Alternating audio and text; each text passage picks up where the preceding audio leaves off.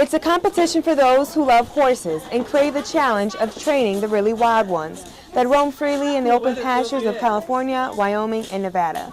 Those who enter are given a Mustang owned by the U.S. government, and their task is to train it within 3 months, so someone will be interested in owning it. I couldn't touch her for like the first week, but once I came up to an obstacle or anything, she's pretty willing. You just got to show her it first, and then she'll go over it. And if you give her like a day or so to think it over, she'll be perfect with it the next day. He was wild as a deer. I mean, they unloaded him, he come flying off the trailer, and he was pretty wild.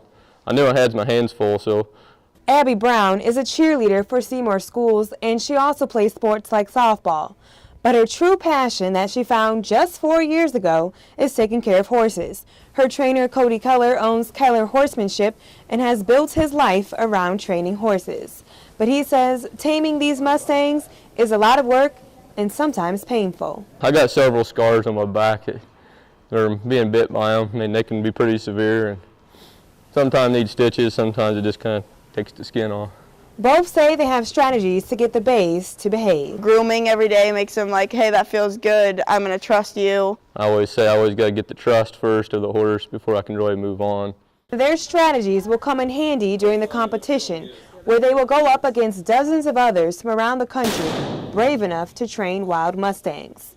All will fight for thousands of dollars in prize money. The competition involves showcasing the physical condition of the Mustangs as well as doing in-hand obstacles.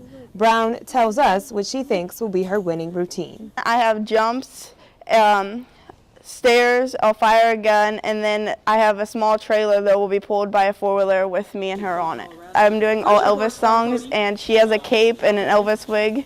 They've taken these Mustangs from the wild and tamed them for 90 days, and now even the kids can play with them. I mean, this one is really kid-friendly.